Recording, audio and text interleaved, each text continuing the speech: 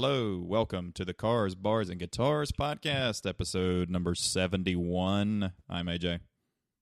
And I'm Steve. Well, Steve, who are we brought to you today by? Coit Duct Cleaning. What is that? And my very own pair of black mirrors, not just one for the TV show. All right, you're going to have to explain. Okay, well, probably the course of the last year, a mold problem has developed at this beloved old rental house because Bob Vila is full of shit. So after much cleaning and asking the rental company for help, they sent out Coit to clean the ducts and discovered, why, yes, the ducts appeared to have probably not have been cleaned since Invitation just owned the house. Yeesh. And I don't know if that's been 5 or 10 years of just pure filth finally coming out to say hello. That's usually not good. With the leaky windows and the thus humidity, it had gotten quite bad, and I've had this lingering sore throat issue for about the last year. And well, since the last air filter and the cleaning, today's rain detritus notwithstanding, I've mostly been feeling better. That is good. If you haven't been able to tell by now listening, guys, we're doing this remotely again. Hopefully 72 will be in person. But, Steve, what are you drinking right now? So I'm about to crack my Brewdog Punk IPA of Scottish origin, now brewed in Ohio. So this is probably the first I've actually seen that, because it kept popping up on Facebook that they wanted investors. Well, I don't feel in any steady condition to invest in thing, but 55,000 people did, and this is the fruits of their labor. So if you see a beer named for your cat, you get the beer named for your cat. Yeah, I haven't found a cocoa. Plenty of Russian Imperial stouts. No, the Coco Loco's not far off. Well, that's true, but then we got a Russian Imperial Stout for Zara, and then Cairo. I've never had an Egyptian anything. The very nature of the current population there could make an actual Egyptian beer very difficult to come by. But what about walking like an Egyptian beer? Bang on. Bangles. I'm also drinking the Elijah Craig Rye, their new release. It's a rye whiskey, and now tastes like a sandwich. And I have a gift for Steve. I told him I was going to... I can't wait any longer to tell him. He didn't know I was going to get him anything, and it's not anything big, but it's totally appropriate for us. Steve, do you know what a Glencairn glass is? Nothing to do with the Cairn Terrier that is Toto, right? So check it out. I'll hold it up. That. Oh my! That you drink. It's a lovely butt plug. You drink. You got me a butt plug. How dare you? That you drink whiskey out of. And it actually does change the flavor and the nose and everything. And you can't see it from here, maybe, but I have a Celtic S on there for you for your name. It's solid crystal, and it's a gift for you. And you can bring it over when we drink. But it's a nice crystal Glencairn whiskey glass just for my buddy Steve. Oh, that is quite lovely. You are very welcome. Is this revenge for the old laptop? And you know what? They're pretty to be a solid crystal glass and have an etched something in it. It was $14.99. Wow. Yep. So I ordered 3. I ordered one for me, one for you, and one for Thomas. Nice. And because I'm the one that has the most OCD of all of us, the one I ordered with the A is slightly crooked. Sweet irony.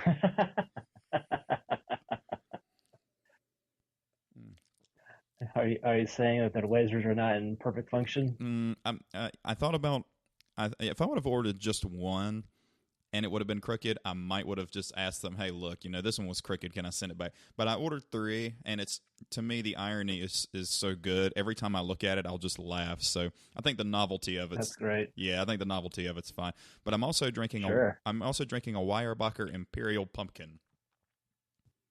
It is... Natch. It is 8%.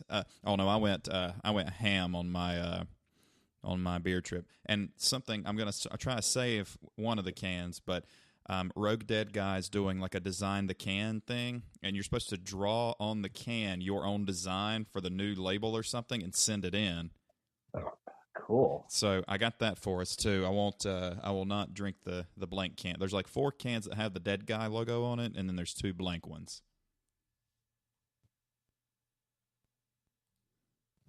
But you're the drawer of us. Something chalk outline. Yes. Steve, you got any news for anybody before we get started with the news? Well, personally, I'm currently in the running for the job I applied to back in January with Carvana to be IT lackey. I think at this time, last episode, I'd been shot down from Nerds to Stop. Mm-hmm. And I've had a couple possible irons in the fire that someone had offered me a contract position for $22 an hour, but for 3 months. Like, gonna need a lot more months out of that one, but thanks. What is this, Ice Road Truckers, where you just work for like 4 months and then you get your like yearly salary? Yeah, that's it. Yeah, totally. Well, with what haste will they let you know about the position? I don't know, but apparently with expansion of site and the fourth quarter and first quarter are expected to be stronger car sales, therefore needing more backbone to the equipment and whatnot. Mm-hmm. Well, I could be that backbone, as well as that's really putting a strain on the personnel resources that, as much fun as photographing cars has been, this also hedges on a crew of people either unwilling, unable, or just plain inept at getting cars cleaned up in a timely manner for us to photograph and make ready. So they're expecting to, apparently last month they sold 6,000 cars. They had prepared 5,000 cars throughout the entire enterprise. That's bad. No, it's been gangbusters for sales, but the whole supply and demand thing, there's a 17% skew of what's going out versus what's being made available. Filthy Toyota Tundra is notwithstanding. Oh, I'm sure if you leave this place, Saturdays pretty much Saturdays remain currently threatened. Ever since second shift started, I've only had to do one, but that was too many, and they keep ramping the numbers up. So my patience with that is wearing thin. I can come work with you. Sure, you can make less money and still have less vacation. Never mind. I changed my mind. As much fun as it is to be physically and financially drained from this, at least it's something. It still gets me up third, right, guys? Yeah, you just go with the van, I guess, right? Yeah. You didn't have to buy any Carvana stock when I started there back in March, did you? I didn't, but I think I should have. Yes, you very should have. I think in the time that I started, it went from about $60 in March to $30 in April to, last I checked last weekend, $220 a share. Oh, hell yeah. Maybe you should just stick around and just do the IT thing. Yeah. Well, did you see that article I shared to your page? Otherwise, I don't know what else I'd be doing there, in some sort of higher up position that could be remotely interesting. I don't wish to be management. I've got enough breathing troubles as it is. To paint cars pays well, but I got a feeling the fumes would treat me very badly. Well, even if you have a mask on, I would imagine that's probably not the most comfortable thing for somebody to do with a breathing issue. It's just because it's mandatory, but doesn't mean painters are doing it first. You trendsetters. Isn't there an album called Mandatory Fun? I think it was Matthew Sweet with the hit song Girlfriend. Oh. And I'm Sick of Myself, or his 2 hits. Oh, Mandatory Fun was a studio album by Weird Al Yankovic. That's what I was thinking of. Oh no, I think Matthew Stewart was 100% fun.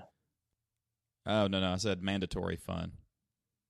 Yeah, Okay, never mind. yeah. I think Mandatory Fun was Weird Al's last studio album to get him out of his, I think, 30-year and 14 album contract. Yes. And to promote that, he released a music video a day over the course of, I don't know, 12 or 14 days, however many tracks were on it. Lame claim to fame is song number 2. That's amazing. Sports song. Now that's what I call polka. Tacky.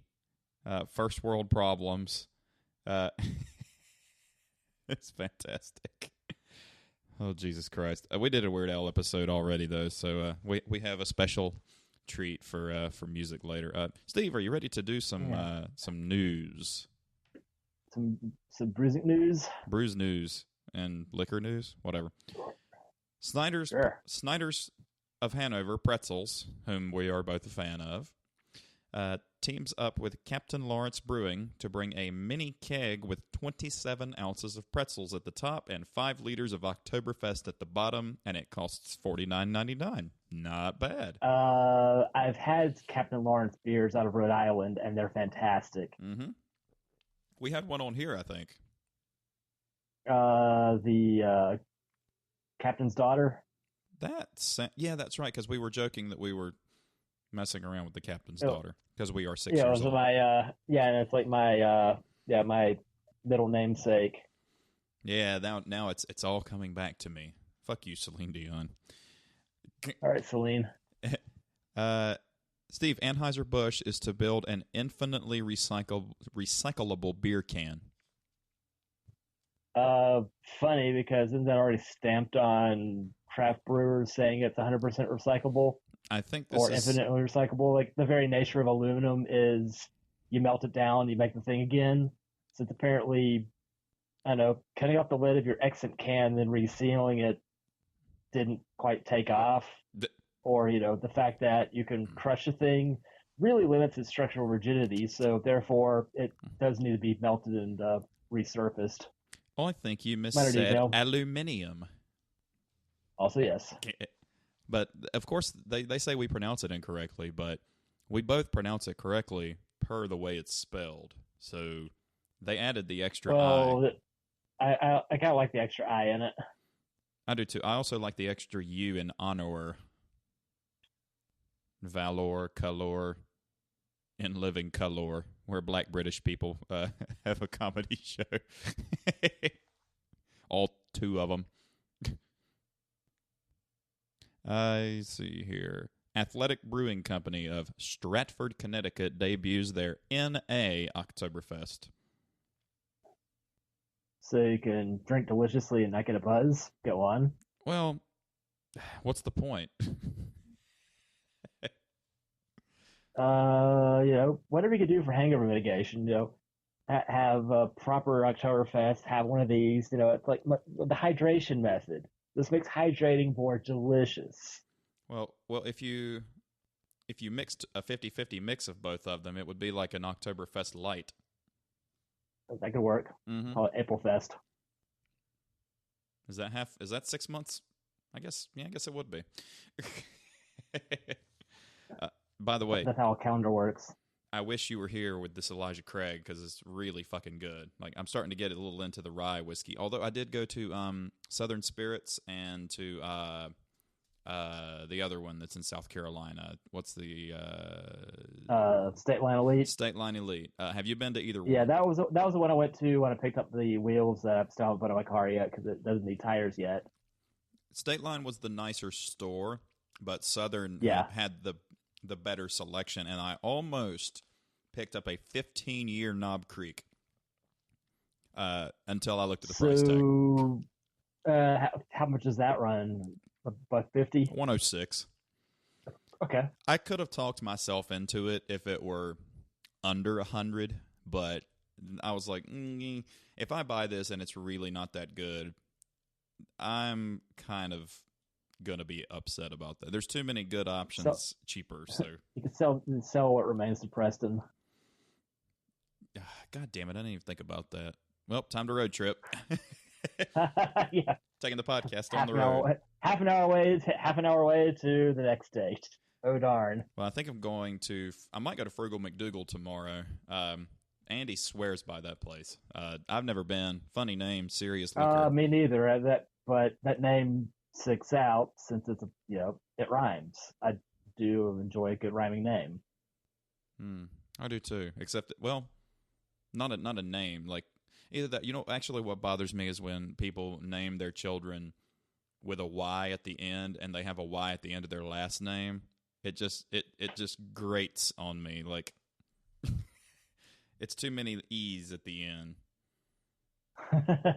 My niece's name, her name was Brittany Chaney Holt. Brittany Chaney Holt. When she got married, I don't know what her new name is, but there's too many. So it's like, or as in a double last name. Yeah, or Mr. Preston has the serial killer name where it's 3 first names. Yeah. You don't have that, and I certainly don't have that. Mine's close though. 2 out of Meatloaf did say 2 out of 3 ain't bad. Well, for what it's worth, yeah, otherwise it could be Stephen Lawrence Nicholas. The second. Yeah, just for shits and giggles, my imaginary children would be Nicole and Nicholas. Be Nicky Nicks and Nick Nicks. Nice. Hoops Winery? Yes. Hoops Winery of Napa Valley, California, is turning their smoke-tainted grapes from the wildfires into a smoked brandy. I've had a smoked red wine before at Wine Vault a couple years ago from a similar effect. So it wasn't a brandy, but it was a smoked soil grape red wine, and it was fantastic, and I'd never seen anything else like it. Huh. This is in that similar vein.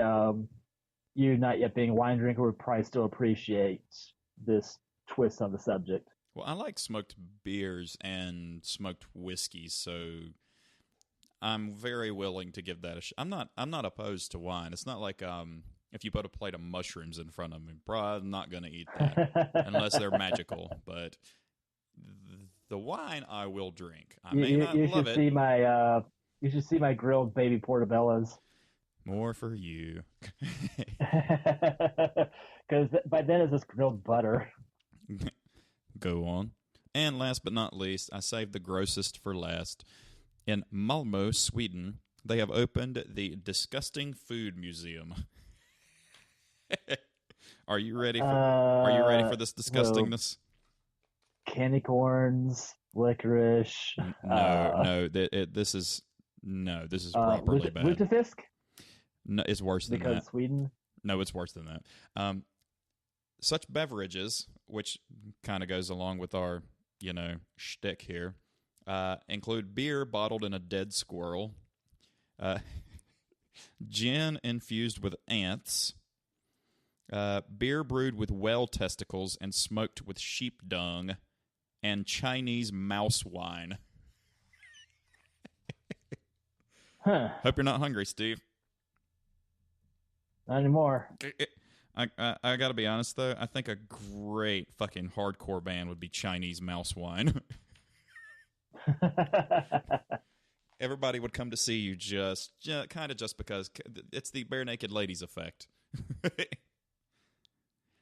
Which they play the song "Pinch Me" on Muzak, and I think I would rather be dead than hear it again.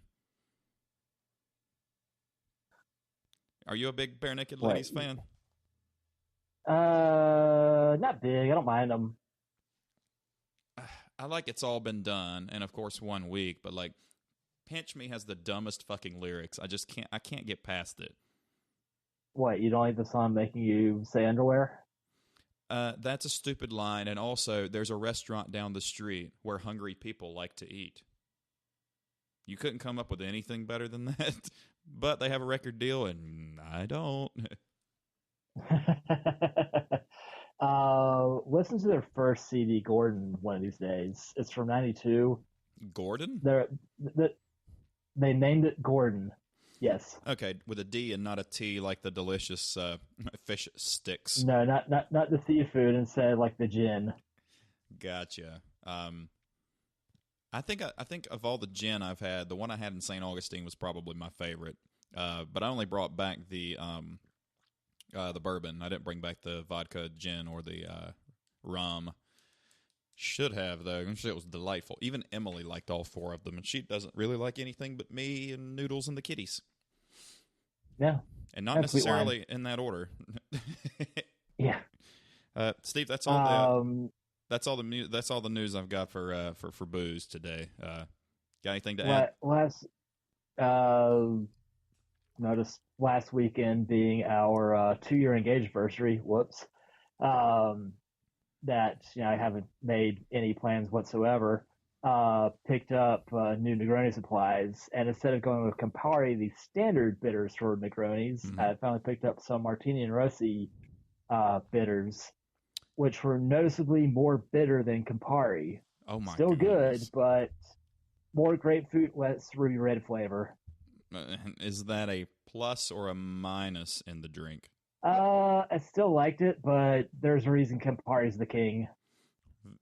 Yeah, I mean, it's 25 instead of $30 a bottle. It's so the same the way savings aren't that much Krieger. It's the same way with IPAs too. Like, I mean, I don't want it. I want it to be bitter and have a good taste, or like hot food. You want it to be. I want it to be spicy, but I want to taste it. I don't want to just be punched in the face with the flavor. But notice how, when's the last time you saw New Belgium's Ranger? Not the Voodoo Ranger, just the Ranger IPA. When was the bicentennial? It was of what? Of the War of 1812. That's about the last I saw the original New Belgium Ranger. That was just a kick in the head bitter beer. Ooh. Now, the Voodoo Ranger is delightful, and all its varieties are delightful. Mm-hmm. The Standard Ranger was just the IPA to make everybody hate IPA. So it was the beer in the bitter beer face from Keystone ads from 15 years ago. Yes. Oh, my goodness. That said, I haven't had a Keystone in about 15 years either. Ever since my brother's friends, that was their go-to cheap beer, and my brother's cheap beer choice was Busch Light. Therefore, his Halloween costume one year was the Busch Knight. Yeah, I remember where seeing he took the boxes from the Busch cans and made a suit of cardboard armor. Oh, Jesus. Well, his know what? taste has since improved. I don't think Keystone's improved because you can't really name a beer after Florida and it'd be a good thing. I was thinking Pennsylvania. Wait, Pennsylvania's the Keystone State. The Keystone State versus the Florida Keys. I don't know why. I see the wires you got. I see the wires you got crossed there. It's okay. Well, thank you. You're better at electronics than I am, anyway. So, but we're having an electrician come tomorrow. Geography. Wait, what? Yeah, I won the geography and the spelling bee in the same year in 7th grade. Goodness. Oh yeah, smarter than I look. What's the occasion for electrician? One of our outlets never worked. The one on the patio. Other than that, some of our GCFI outlets keep triggering for tripping. For no reason. And maybe or maybe not, when I was trimming the hedges during quarantine, I might have cut through the the extension cord with my old one and shorted it out. And now 3 outlets don't work. That'll make it upset. Well, the 3 outlets don't work, so I went and got 3 new outlets and replaced them, and now they still don't work. And so I'm like, well, this is out of my wheelhouse now. I fixed the only thing that I thought it could be. And you checked the breakers? Oh yeah, I did. That was the first thing I did. Because I'm not an electronics guru or an electrician, but I do know at least to check the obvious shit first, and at least enough to get your guitar working, right? Well, I have a voltmeter, and you can as long as you put them in the right holes, you're not going to set yourself on fire. But I tested them after replacing them, and they still read dead. So something's going on somewhere, and that's not really my forte, 5th tay or 6th tay. So I was like, let's just call the electrician in and just see if he can fix it, because I'm out of ideas after checking the breaker and replacing the I outputs. don't see what a tiny key has to do with any of this. I thought Kia owned Hyundai, and I was wrong. It's the other way around. Or Hyundai, as Mr. James May says. Sounds cooler. It's less likely to get confused for Honda.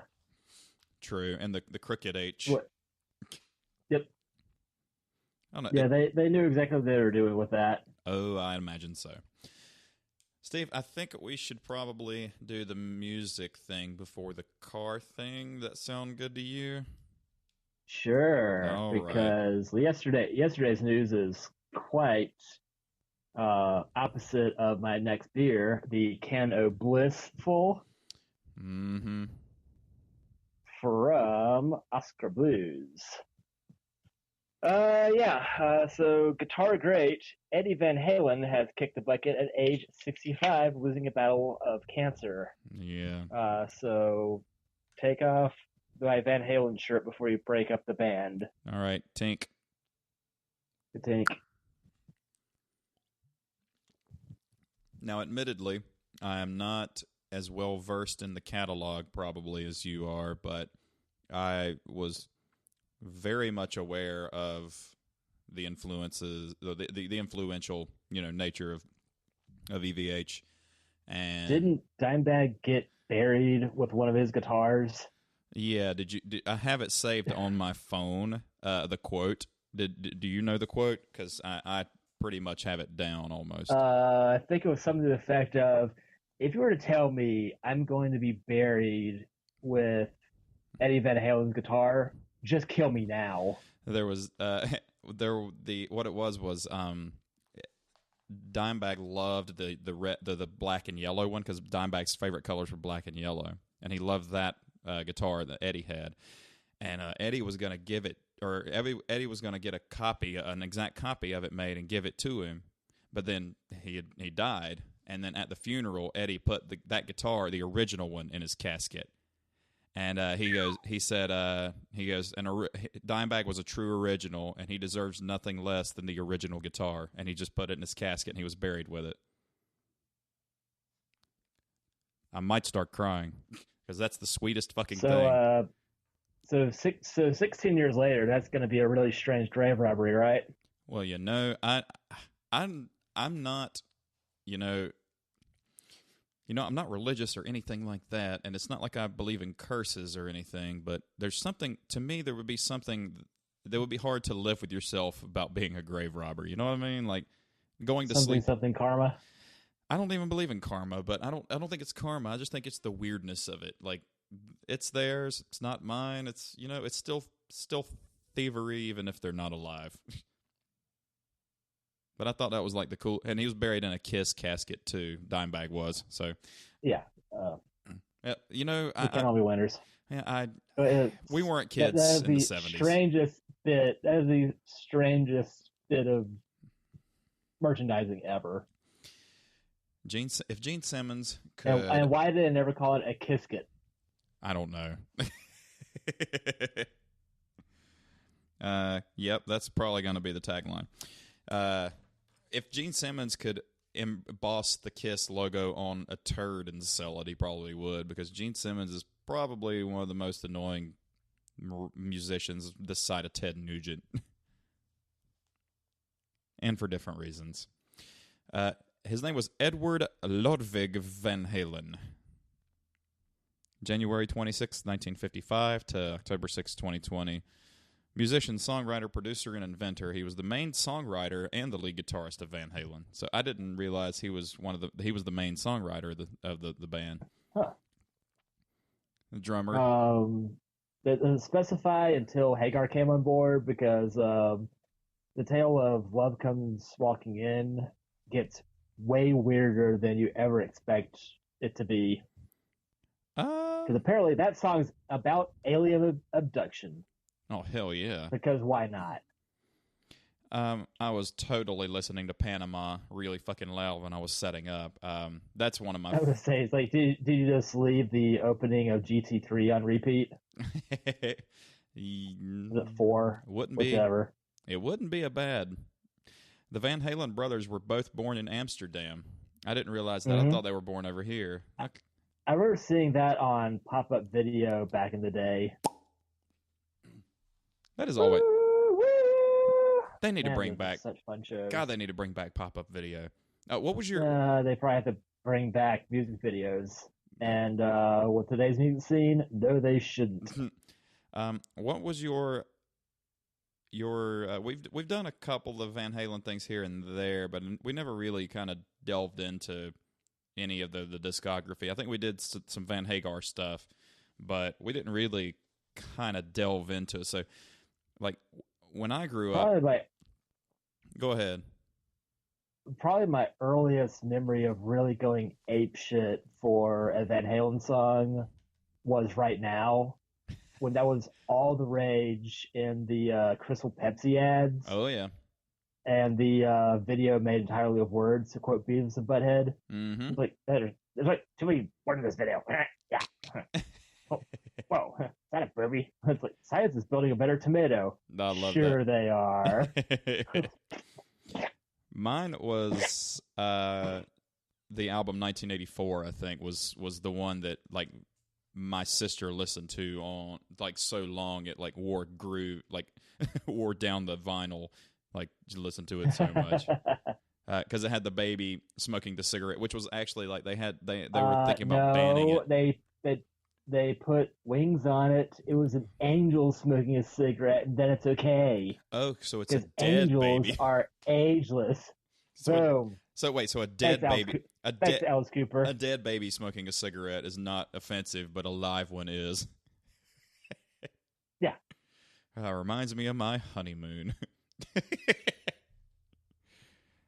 All right. Okay. 1984 was definitely. I would probably say that's probably their biggest album commercially. Oh, totally. And that bridged the gap from the straight up rock and roll into the synth rock that would totally dominate the Hagar era. Mm-hmm. That was 15, 16 years into the synthesizer, and that was totally the sound of the 80s. And they took something that vein and made it their own. And that opening riff to Jump is just fantastic. Mm-hmm. That was that said, Spotify has the remastered versions of it, which just sound wrong. We've been over this many a moon ago, but anytime they take an old copy of something and remaster it, do you know really what that means? That's got to cash in. Hey, we made this thing you love sound different. Don't you want to hear this? Do you know how they make it sound different?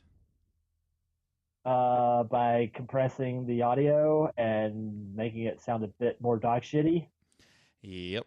They had a probably the worst remastering I ever heard was the Scorpions. Yikes. And then some like just completely butchering, rock like a hurricane. Well, I don't wish to be rocked like a tornado. The worst one I heard was the re-release of Nevermind. And so in Smells Like Teen Spirit, the quiet parts were as loud as the loud parts. So there was no dynamic range. So the song sounded the same volume all the way through, instead of it having those ebbs and flows and the back and forth of the quiet and then the busting through the door like a Kool-Aid man. I mean, you need that. Now, some metal doesn't lend itself to that. Like a lot of metalcore, like some Killswitch Engage stuff, it's pretty loud all the way through. It's inherently noisy music, but the nuance of the grunge era shall remain the nuance of the grunge era. Let it have its ins and outs rather than just being all out and loud. Now I'm craving burgers. Thanks, Steve. Ins and outs? Long way from here. I desperately need a trip to the West Coast. Best thing I can do is a Whataburger. Thomas and Jennifer can't make it to the cabin this year, so now instead of 5 couples, it's 4. And I briefly considered asking you, but I figured it was probably a less than ideal time for you to partake in the festivities. But Right, so, but thank you. Yeah. Yeah, but Hey, it's a thing. Yeah, how much I gotta get off? What if I just kidnap you? Uh, Kid would hate it. Work would hate it. Sounds great. What? Well, might just be a four couples this year, but Sean's gonna make some phone calls and do some stuff. But I think at this point it's 5 weeks out. It's the week after Election Day, so at this point it's kind of Yikes. hard to take time off.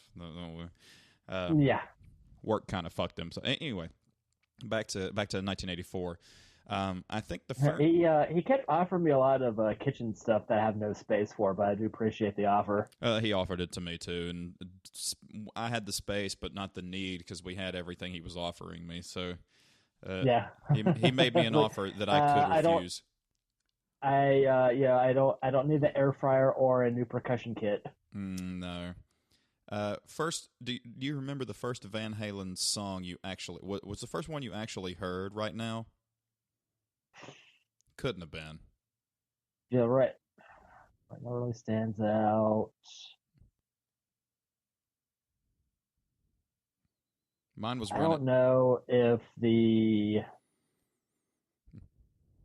eruption you really got me pairing was so huge on classic rock radio, but they didn't exist as that pair on the albums. No, they That didn't. got paired up later on, and it totally works. And much like "We Will Rock You, We Are the Champions," it every time it's a double track, not Mm-hmm. even on a Tuesday. Yep. Uh, I think the first song I heard from Van Halen that my sister was playing was probably Panama, but it might have been Running with the Devil. Nice. But do you know how if you listen to Running with the Devil in headphones, you can clearly hear the guitar parts in the left. I think it's like the one of the speakers is just the guitar, and then in the right speaker is the reverb from the guitar. And Oh, cool. with one guitar player in the band. That's how they did the stereo effect. But you had Jump, I'll Wait, Panama, Hot for Teacher, which Hot for Teacher is one of the best music Dude, videos. it wasn't until later that I finally saw a video for it, but like, just the song itself, the first I heard that blew me away. Like, what the hell is this? This is the coolest sounding thing ever, and still is. Oh yeah, that Alex Van Halen is a underrated drummer, like really, really, and a lot of people didn't know that was his brother on drums. And then later, Wolfgang, his son was the bassist because Michael Anthony, I think, kind of did his own thing. Not like Mark They Anthony. they had their differences. There's a lot of egos in Van Halen, to put it. Did you ever see Van Halen live? I did not. I saw them with DLR September of 15. So that was oddly enough a first and only date. Then Well, that's one with more a than I girl got. that and Kenny Wayne Shepherd opened. Oh fuck yes. Mind you, all I knew of their catalog was Blue on Black. That song rocks. Whatever else they're playing, that song rocks. Cameron, she was cool as hell. That was also at the height of the print shop job still being data center right before I had the curtain yanked from beneath me and still valeting a bunch. So my schedule simply couldn't, mesh with hers to meet back up. So that was a one and done. That was a fun time, but doing better now. Oh yeah. But yeah, the what if will drive you nuts. So don't sweat them too much, guys. Funny how stuff works out for the best, Yep. Some of the ones I looked at now that I'm friends with on FaceTube, I'm like, oh, time's been kinder to one of us. Yeah. And it's not her. No. looks like Eddie struggled with alcoholism and drug abuse at an early age, began smoking and drinking at age 12, stated he eventually needed alcohol to function. Entered rehab in 2007, but had been sober since 2008. Had hip replacement surgery in 1999. That is some old people shit. He was 44 in 1999. After his chronic avascular definitely necrosis. Fuck that math test. Like, why do you get it at 50? Oh, yeah, the 90s in longer ago. He began receiving treatment for tongue cancer in 2000. The subsequent surgery removed a third of his tongue. He was declared cancer-free in 2002. He blamed the tongue cancer on his habit of holding guitar picks in his mouth, stating, "I used metal picks, they're brass and copper, which I always held in my mouth in the exact same place where I got tongue cancer. I mean, I was smoking and doing a lot of drugs and a lot of everything, but at the same time, my lungs were totally clear at the time. That's just my theory, and the doctors say it is possible." That's interesting. So he might have got heavy metal toxicity in it. I don't know. Holy shit. I've never played with a brass or a copper pick, though. I've only played with plastic picks, but I'm older, and plastics younger. are varying, and plastics are varying degrees of toxic or completely harmless or digestible for all you know. Mm-hmm. Well, Eddie was later hospitalized in 2019 after battling throat cancer over the previous 5 years. He had emergency surgery for a severe bout of diverticulitis in 2012. Finally died at St. John's Health Center in Santa Monica yesterday at the age of 65. I think, from all accounts, everything I've read, the guy was super fucking cool in person. Undeniably, one of the most influential guitar players to ever play the instrument, and was actually ranked number 1 on, I think it was Guitar World's magazine of the 100 greatest guitar players of all time. Eddie Van Halen was number 1.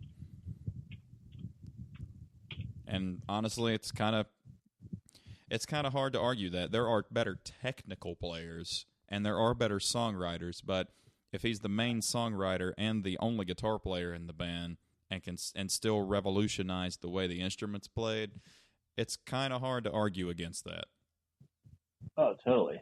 I need to delve more into the catalog, especially.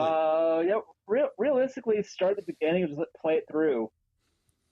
Yep. There's a reason people went ape shit for that first album in '78. Mm-hmm. That was Van Halen 1, nothing, right? Yeah, nothing sounded like that. Van Halen 2, oddly enough, I listened to a lot of that while playing the very first Grand Theft Auto on the computer, bootlegged, of course. But I had the CD and the player. Otherwise, if you're playing on the game disc, it would be playing the game's music off the CD, playing track 2 through whatever have you, because that's how CD-ROM games used to do music. Mm-hmm. That track 1 was the data, but then subsequent tracks would be music. So if you got the game up and running, it would play whatever on the CD in the game. Mm-hmm. So wound up hearing lots of Somebody Call Me a Doctor up enough after I'd been blown up in a car because I crashed it too much. Or playing Out of Love Again after getting busted by the cops. So it was, oddly enough, pretty prescient. Yeah. Or very thematic while doing this. Those first couple of them are really influential, really fantastic. It gets more experimental as time goes on, so they've got more misses along the way, but all in all, it's a pretty solid catalog. Hagar takes the helm in '86, and it gets more synth heavy, but he's not without his merits as well. Sorry, Van Hagar haters. I mean, my opinion. Played the most out of Balance from '96 because I had that CD with him when I was in Germany back in summer of '99. That was the last Van Hagar album before the band kind of went adrift for a while, then came back with 3 with Gary Sharon on vocals in '99 or 2000.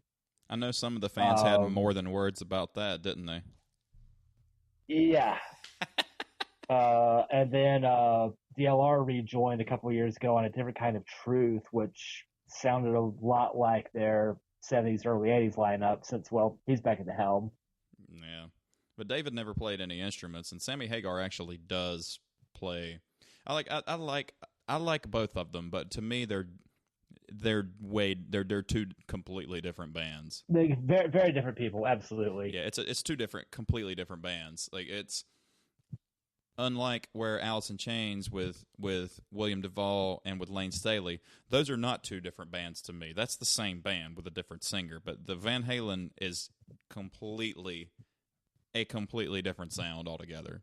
Just my personal opinion. But I'm trying to think of another group that's as polarizing with shit like that when they changed lead singers. I guess AC/DC was the same. Yeah. Keep talking. I gotta get a beer. With Back in Black, that was a lot of Bon Scott's songwriting that lived on Brian Johnson's vocals. So yes, the vocalist changed, but you know it was still musicianship that's going to rip your head off. For sure. And it's it really is. There's a reason that entire album gets played on the radio. Not a lot of records could have like about every song's had airplay. As little as that seems to matter nowadays. Well, that's still nothing to sneeze at. That it's still going to make its way onto the Ride or the Fox, or it'd be really funny if it makes it on 98.3 Memories Radio. Here's some AC/DC right after the Beach Boys. Because, by the way, there's a new oldies station in town. Oh. And that plays up through 80s pop. So, in case you need to feel old again, here you go. No, I started feeling old when Pearl Jam and STP came on classic rock stations. I went, well, somebody go get my cane and my AARP card. We had, let's see. So let's do the album. So Van Halen came out in '78, and then had Running with the Devil, Eruption, You Really Got Me, Janie's Crying. Yep. And Jamie's Crying on it. Then Van Halen 2 came out. Much better than when she had a gun. Jamie's Crying with a gun. What? Van Halen 2 had Dance the Night Away and Beautiful Girls, and I think that's the only two that I really recognize off that album. But Somebody Get Me a Doctor, You're No Good. Although You're No Good was written by Clint Ballard Jr. Oh, yeah. Van Halen had some incredible covers throughout their catalog. Okay. I think on Diver Down it was 5 covers. Jesus. Then you got Women and Children First in 1980. That album cover was always really sweet. I like that album cover a lot. It's simple and to the point. But it looks like they only had one single on it. I'm trying to play catch up, looking through all this. I'll wait for you, buddy. First one, yeah. There's a lot of noise coming through. It must be like your hand or is it like a breezy noise or what? Yeah, I think it's a breezy noise. I've got 2 fans on me since with the door closed, this room gets warm. Stevie steaming. While you're looking at that, Steve, I cracked open another one. What is it? What is it, Steve? Kentucky Breakfast Stout from Poundiers. Yes. Oh, my God. All right, so no, all jokes aside, and I really miss hanging out with you, buddy. So I'm hoping this all blows over pretty quickly. Yeah, Kalen's still on the fence if she's going to Rhode Island, and that would be middle of next week now rather than tomorrow. She did manage to get insurance to cover the cosmetic portion of her car repair, but not the brakes and rotors. Oh, I can do that. So it's going to be in,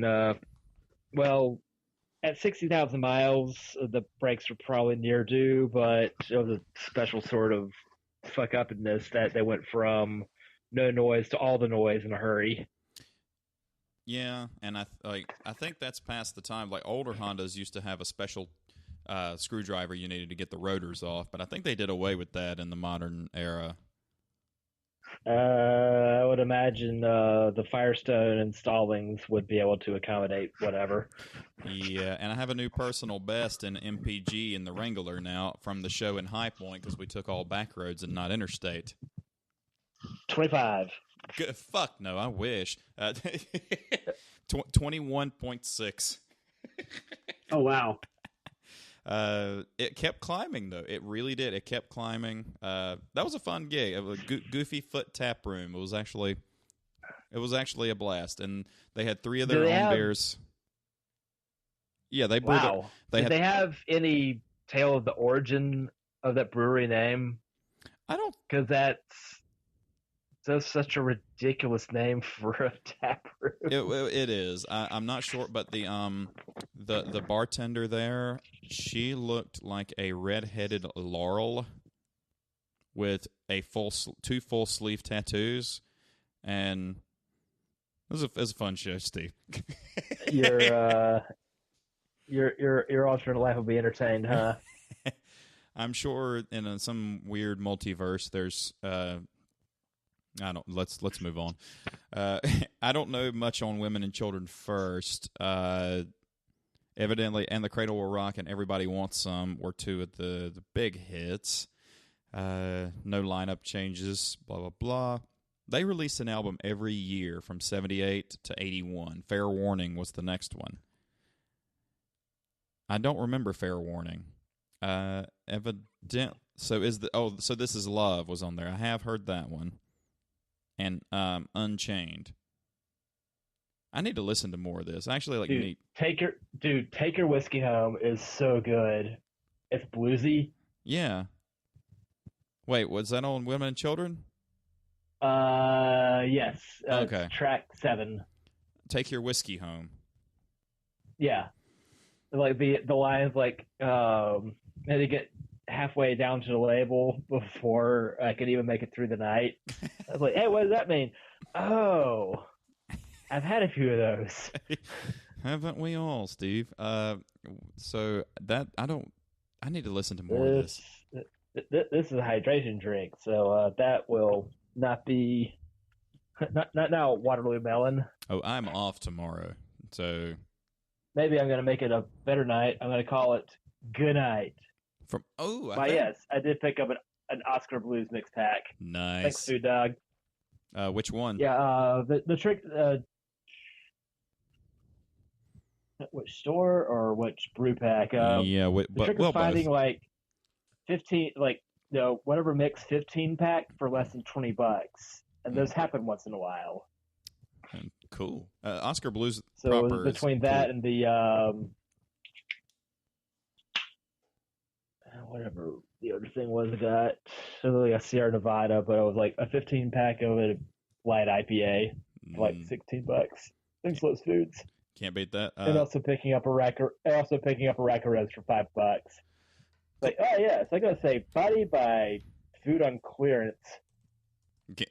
Toby and I had a really good time, and we went to Southern Appalachian, and then another brewery, and then Oscar Blues. I guess 3 or 4 years ago, and I gotta say, it's like that's not a High Point. No, I picked Toby up on the way to High Point. We just in I went to Mount Pleasant to pick him up, and then we took 49 to 109 up and back. So we could have taken. We took the interstate on the way there, and then we took the back roads on the way back. That's often how I go to work. I'm in a bigger hurry to get to work, which means my gas mileage suffers because I allegedly hit a daily triple getting there. Mm-hmm. But the car will still return like 31, 32 miles to the gallon on the whole trip. It's so funny. Returning, I'll take back roads and get like 36 and 37. It's so funny. Like on you could redline in every gear on the way to work, and I could drive like a grandma, and you would still get better gas mileage than I would. It's different purposes for it. At no point should this thing go off road. Yeah, it's different. Like hell, like dude, my car scrapes on the speed bumps at work. If I hit them above 15, something is scraping. Which is funny because in the Vibe, in the first month I was working there, hit speed bump in that, but with the bigger tires, it would probably run the fender wells. Which is funny because they weren't that big a tire. Yeah. But, all right, well, that's it. My 1.8 liter Toyota just keeps scraping on everything. Whoops. Yeah, Put a RAV4 suspension in and be done with it. I It completely, shouldn't affect the mileage much. I completely understand the hot hatch crate. Like a Fiesta ST would be fun, but yeah, my problem is I know where I Don't trust it. Well, yeah, somebody's that or a Focus ST for a little bit more room. Yeah, but it's so low to the ground, and like to me, like I need a music hauler that has ground clearance because I just don't know. There's a lot of places we'll play somewhere new, and it'll be like an all gravel road, and like the Jeep's very rugged, and I can go through a sandstorm in it and probably not damage the paint because the fender wells are so big. You can throw rocks in it because of the flares. I was worried about it the other day. I was like, oh, shit. I was like, well, A, stop being a bitch, and B, I kind of looked at the outside of the Jeep. I was like, oh, yeah, that's right. The wheels fill out the fender flares, and it doesn't really hit the paint. So yeah, you haven't modified the fenders on it, so it's not like you're going to be beating up the paint all that badly. I haven't even driven it in four-wheel drive yet, but I haven't had to. I mean, I have not had to do that. What are the rules surrounding shifting from 2 to 4? Like change of terrain, or needs to be a neutral, or certain speed, or how does that work? So the gear selector is in top to bottom order, or from forward to backward order, is 2-wheel drive. The next one down is 4-wheel drive high. The next one down is neutral. The next one down is 4-wheel drive low. How I was explained to the guy who sold it to, or the finance manager had a Jeep two-door Jeep that he converted into the truck. It has a tiny little bed on it. He converted it to a truck. I like it. Yeah, it was quirky. He made it a Suzuki Samurai. Yes. So he explained it to me like this. He goes, you use 4-wheel drive high to get through weather.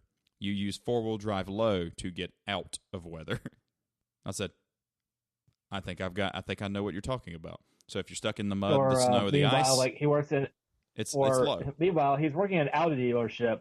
He's laughing his ass up because these cars have been like, all-wheel drive before all-wheel drive was a thing in the 80s. Mm-hmm. That's how Audi dominated World Rallycross back in the day. Mm-hmm.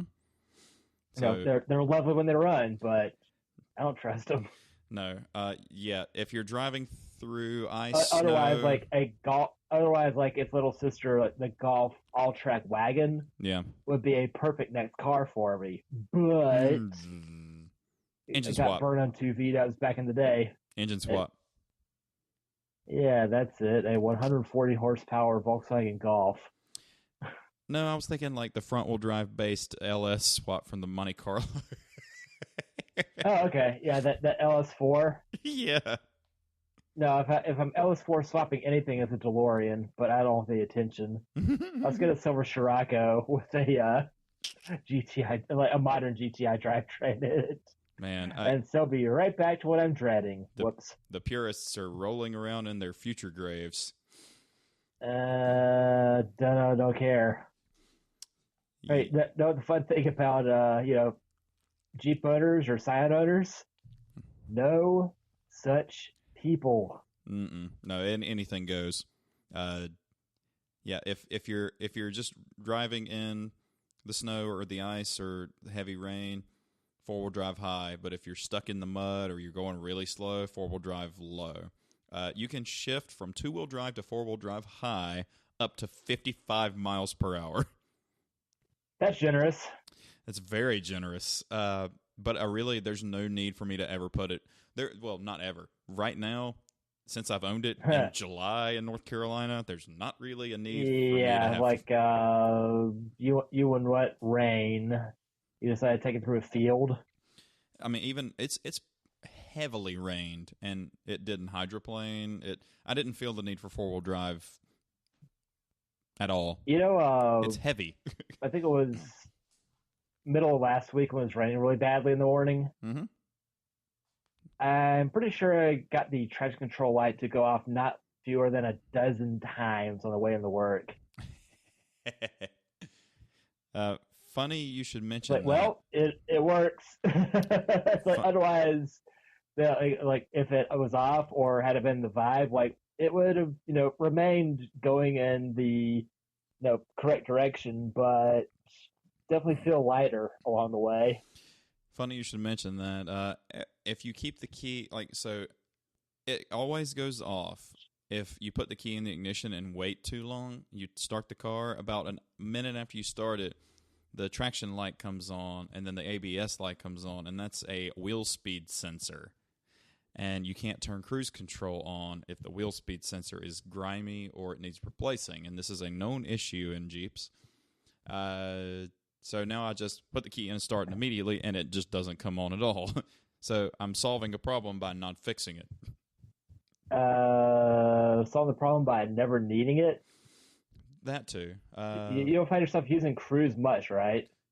I'm not used it. It works. I used it enough to make sure it works, and that was it. Yeah, that is at least a nice change from previous car to this one, that I have cruise that works. Mm-hmm. But between the Vibe and the first Tacoma, my longest held vehicles at 6 and 7 years, one never had cruise, except the kit that sat in the toolbox the whole time. Whoops.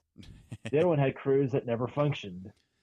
Well, this one has cruise, but if you hit cruise on a hill in that car, it suffers. It does not have the power to get up the hill. It would be cool if it shifted for you. So it began and ended with. No, it wouldn't be. Then I would not have bought the car. Or it's like push the clutch in, like in cruise control. It pushed the clutch in and went down to fifth. Yeah. One of my biggest qualms with Back to the Future, the first one, the scene where. All right, that's pretty cool and all. The car doesn't stick, man. you. How are you getting that hunk of shit up to 88 miles an hour? And it's not like the dog can reach the clutch. You broke up a little bit there, but I think everybody got the gist of it. I can hear me. I can repeat it if you need to be bored to death. Whatever. Ian was running a Back to the Future-thon last weekend. Like, oh, this is awesome. Like, yes, I've seen these movies a zillion times, and I'll watch them in business pieces again. I've only seen the first one, and that was because of you. I did enjoy it. You're welcome, America. Yes, I did enjoy it. Yeah, the next two are, they never planned on making sequels to the original. Did it Fans show? Demanded it out of them.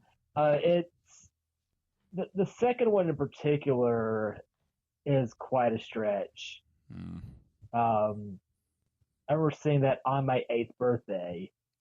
But, the more time that passed, the more you learn about it. Like, yeah, it's absolutely a stretch, but it's also kind of eerie that they managed to imagine a 2015. All right, like, it's certainly different than what really happened, but managing to make up a few things along the way that really did come to be. I'm still waiting for our flying cars. No, you're not. Yeah, people can't drive on the ground. They can't drive in 2 dimensions. Give them 3, forget about it. There's a reason a helicopter license is so difficult to come by. The wheel speed sensor is a very cheap part, but it's labor intensive because both front wheels have to come off. Then you have to take the brake calipers off, and then the brake rotors off, and then you have to take the brake lines out of the way to get to the wheel speed sensors. And it doesn't really bother me that much, especially since it only goes off if I keep the key in the ignition too long before starting it. So now I just have to put the key in and start it immediately, and I can do that. So that's why you keep 3 car batteries in your garage just in case measure? There's that weird quirk, and then there's another one where if you open the door, you're sitting in it, and like you can hear the circulation vent. You can hear it open and close, and then open and close again, and then it'll stop. That's another no. And you can replace the same thing. I after I turn the car off, give it half a minute. Yeah. It says, mine's not that loud. How was that? It's noticeable. Also, the back wiper blade has this. It's way louder than the old car was. Well, my exhaust is so loud now that when I started anyway, any noise that it was gonna make is completely drowned out. Yeah, so you sit back and play your 200 Alice in Chains songs and enjoy it. Yeah, and that's the only quirks about and then those are easy. Those are pretty easy fixes too, and it's really not. Oh no, the circulation thing closes and opens. It's not that loud. It's like one of those things where if I didn't mention it, you probably wouldn't even hear it. Sorry, what? Yes, I'm still very happy with my purchase, and it's very nice to go. You know what? It's nice outside. I'm taking the top off, and then have a gigantic sunroof. Yep. I still need to take the back top off, but the problem is, A, I don't have anywhere to store it, and 2, I don't have anybody to help me do it, and Gamma, I don't have anywhere to store it. Yeah, you could either park the Jeep in your garage or park the top in your garage. Yeah. Well, I don't know if I told you about it on the last episode. Yeah, I did, actually. They sell the one that mounts to the studs in the ceiling, and it has the pulleys, and you attach it and then pull it up. Probably going to order that. That's for $100. That's a pretty. Would that all clear the garage door railing? All right, so I'd have to back it up into the garage to do naturally. That. Yeah. Okay. But it I'll measure. I'm glad you actually asked that, but it should. It's because we have a really tall ceiling in the garage, so. Yeah, you do. Well, the thing is, the way it's shaped anyway, if I backed it up and then did it while the door was closed, it would still clear. Does that make sense? I was thinking door closed, yes, you lift it up, then you can open your garage. Yeah. And you could, basically, cap lid could be above the garage when opened if need be. Just make sure to never try to do this with your garage door open. No. But yeah, I've got the amateur engineering in mind of how this would work. It would be cool to have one where I could quick release the back window and kind of pseudo Forerunner roll it down, but except just take it out and just have the full without taking the top off, have the kind of Yeah. Get all the exhaust fumes and all the dirt. Hey man, I'm not driving in reverse. Because yeah. Hi, you've had hatchback type vehicles before. Are you aware of how dirty the back end gets? Yep. And it's very noticeable in the new car that it's my red car's turning pinkish orange again. Hey, a new car, same as old car. Pretty much. Only I'm trying to give this one a little more care. I've been taking mine to Auto Bell once a month, and in between, kind of hitting it with quick detail and everything. I figure once a month is good to really get the grime and everything off. I don't want to wash it here. You ever try to wash something you have to have a step stool to wash? It's not great. No, I think in the year and a half I had a second Tacoma, it got a bath maybe twice. But you kept the interior clean though, right? Yeah, that's easy. And thanks to at work, I know how to clean the ducts out of the car too, and apparently that wasn't far off whatever was performed at my house today. Just Damn you you, need a much Aflac. bigger leaf. You need a much bigger leaf blower. Yeah, the all season. I'm such like this. This is totally. You're gonna go. Yeah, that's you. Thomas and I went to play disc golf, and I brought a change of shoes, and I put it in the plastic bag. You brought golf cleats? Just to change it because I knew I was going to get them dirty. And he goes, "Why did you bring those?" Because I didn't want to get my all season mats dirty. He goes, "You are such an asshole." Isn't that what you bought them for? I'm like, yeah, but okay, you're right. The whole point of rubber mats, like I'm hoping that one of these days everyone at work knows how much I hate carpeted floor mats. Those are stupid. Oh, good. You have rugs on top of your rugs. You big dumb dummy. You have a difficult thing to clean on top of a difficult thing to clean. I appreciate it I'm going to probably swap out the kit in my car for something with like a bigger lip on it. Never mind the disagreements with WeatherTech's ownership and myself, but well, these were generic ones that were picked up cheaply, and they don't. There's I couldn't dump a gallon of water in these, and I think that's going to be a good measurement for a floor mat, don't you think? Well, a gallon per floor mat, a gallon per floor mat, or a gallon per all of them, because a gallon of water is a lot. Whatever fits. Let's say an inch tall. Maybe if it winds up being 2 quarts here, 2 quarts there, cool. Mm-hmm. Or the mud and the grime and let's face it, the stray leaves. Well, hell with WeatherTech, man. Check TRD, or even though they have a horrible name, but like check. I'm sure TRD had mats. I'm sure they had mats that, because like mine are Mopar, and they fit perfectly. And I didn't have to support a fascist. Yeah, that's it. But I'm sorry, mine's an SRD. It's different. There's a neon SRT4 with like 40,000 miles for sale in Concord for $20,000. Like an 04? Yeah, with the one with the complete with the double window setup. Yep. Power in the front, cranks in the back. Yep. That is the only other cars I've seen with that are the most basic model Ford Focus Divas. Mm-hmm. All right, I think that's backwards. And then from the same corporation, you can find the Dodge Grand Caravan in basic model that, well, you still have double sliding doors and you have power front windows, but the sliding doors have no downward window capacity. Nope. No power, no cranks. Nope. Oh, they got a feeling the crank windows on that will probably scuff the paint as it opens up. So there is that. Oy. But it's been real fun to see those roll through. It's like, yeah. By the way, those middle ones, they won't budge. No. Not without a hammer.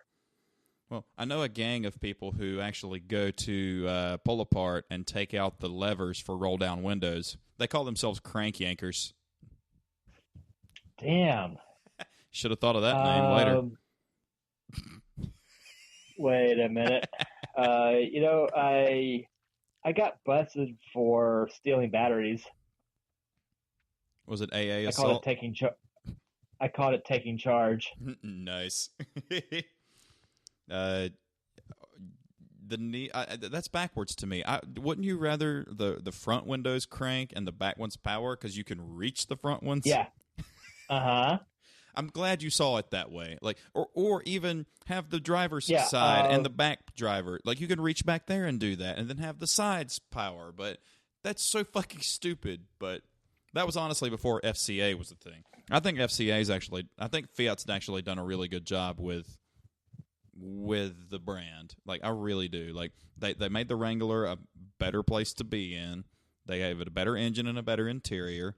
They've Hellcated everything. The interiors of FCA cars are nicer places to be than General Motors and Ford, in my opinion. And they are cushy. That said, I will forever hate the Jeep Patriot. That name notwithstanding, but I keep telling people at work they age like milk.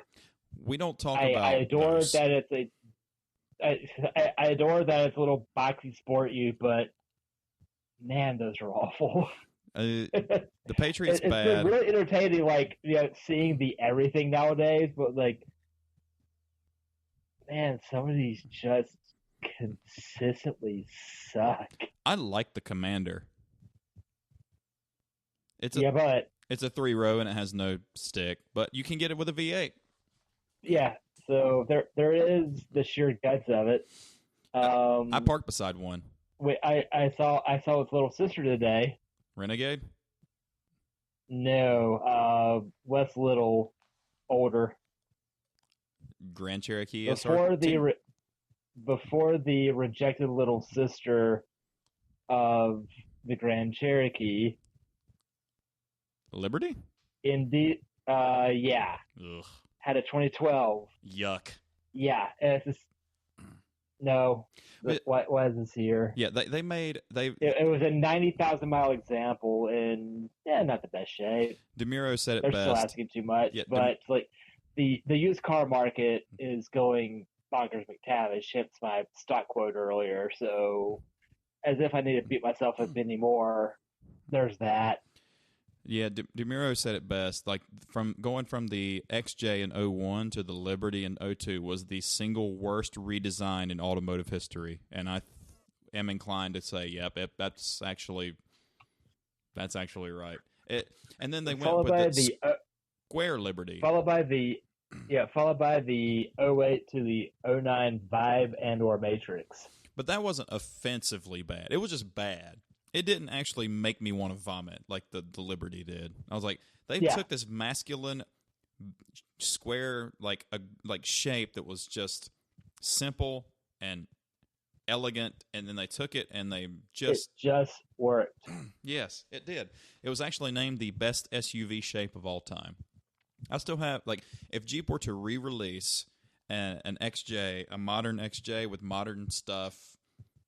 Maybe not a backup cam. Well, they have to do that now, but I digress. That's mandated. Like, I really enjoy having a backup camera. I don't care if the car is 14 feet long. That makes life so much easier. I'm going to get the LED package in mine because I put 15% tint on top of 20% factory tint, and now it's super fucking dark. You can't. Wait, is that LED backup lights? Yeah, so you can actually see stuff. I'm gonna get. Or are you just gonna put spotlights on top of the hardtop? I put a light bar on the back. Fuck you, Wrangler community. Dude, go to Ollie's and get one for $40. No, I'll get a backup black light. I can see stains behind me. Speaking of stain, that'd be a very strange screen to put in it. It's like, it's not like other backup cameras. Oh shit! What was I gonna say? We had a baby Wrangler go through today with a 12,000-pound winch on the front. Yeesh! It's just an endless aftermarket support. It looked rad McTavish. Like, what you should do is go to Harbor Freight and get the craziest winch you can get for like $20. What I should do is get the bracket to hold it and then have a picture of witch hazel on there. Like, wait, am I doing this right?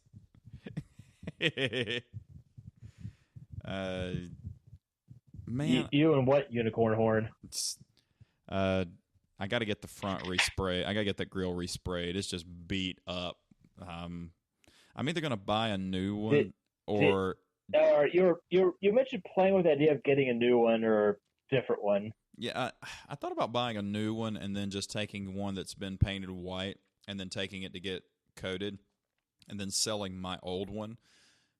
Because I don't want to drive around. Like, I could just have the one I have now repainted, but then I just have to drive around with no grill on, and I don't really want to do that. Be a better look than the Angry Jeeps, I mean, but your radiator will hate you.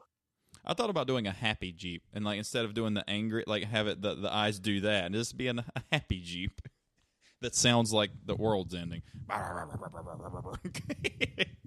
Because I have by far like the loudest Wrangler of anybody. I was like, they usually spend their money on the off road stuff, and I want it to sound like, usually all the noise is in the wheels and tires. Yikes!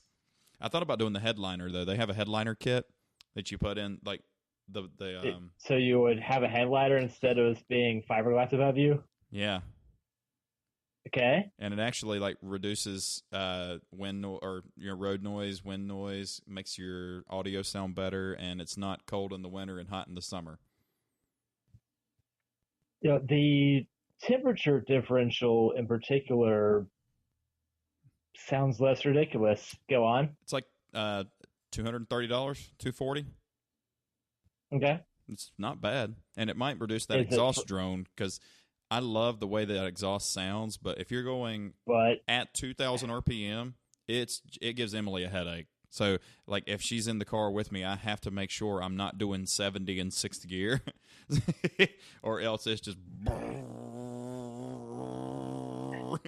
So then you're gonna get, 19 instead of 21 MPEGs. Yeah. Oh, well, you know what? The sound to me, like, it doesn't bother me any because I'm used to loud cars, but I could see how it you're would. half deaf, so there's that. Yeah, I could see how it would bother you, but it sounds so good that I'm not changing it. That's the gearhead. Yeah, if you could isolate it a bit, that'd be less bad. I mean, yeah, if I were driving to California, it would probably get old, but I'll just have the windows down. So with the increasing gas prices as you go westward, it's I'll get over. There's $1.80 here. Once you get to Cali, it's going to be $5. I'll get over you. I know I will. I'll pretend my ship's not sinking. Wait, that's go west, not westward. Yeah, not stabbing westward. That's a good one too. Like another of them and Cake for like the most awesomely depressed bands early on, and then it got happy, and they got less good. If I hear Short Skirt and Long Jacket one more time, I'm just going to go ahead and just Cobain it. That's a awful song. I hate that song. Yeah, how the hell do you go from stick shifts and safety belts to that? We went on a 20-minute long tirade of Cars after going through Van Halen.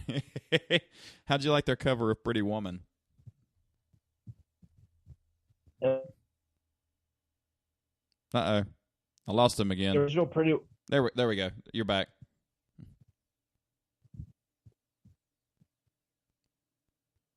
Oddly enough, the original Pretty Woman got me kicked off Napster back in the day. Did Roy Orbison's estate sue you? At least suggested my account should no longer be a thing. You know what? Nobody sounds like Roy Orbison. He still has, like, you can just, when you hear that. Elvis in high pitch, go. No one got a love as sweet as you. It's so good. I miss crooning. I miss crooning and I miss R&B, actual R&B music. You miss Boys to Men. That was great R&B music. It was great. Like that. Back when it had rhythm and blues instead of Cash Money and Hoes. Jodeci. Boom. Remember Jodeci? CMB. That's what it is. Casey and JoJo, Jagged Edge, 112, like good R&B. Like Maxwell, D'Angelo. Like, I miss R&B. Like, that was good baby-making music, and they just don't do that shit anymore. Back to Van Halen before I get mad. No, motherfucker. We're showing our whiteness, but I think most people of musical taste would. Yeah, I'm gonna get my revenge at work and blast the Prodigy versus the folks that have the booming speakers with who knows what modern auto-tune dribble. Yeah, we went through 1984 pretty good. Did we? Well, you go ahead. Go ahead and pull up 1984 because I got a surprise for you if I can remember how to play it. Fair warning was last thing there. Main Street's Red. Third Move's decent. Unchained is colossal. This is Love's alright. Steve, you want to see if I can remember how to play this? Ready? Can you hear? Diver down. It was swimming.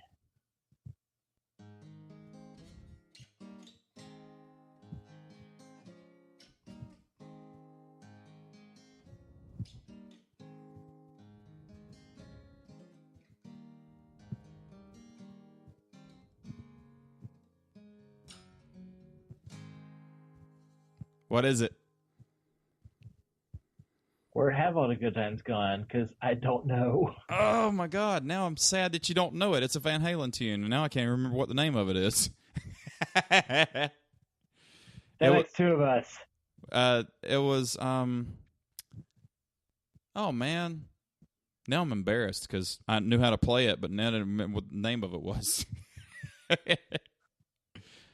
Kirkman said hello, by the way. Kirkman was at Saucer on Monday. Oh, snap.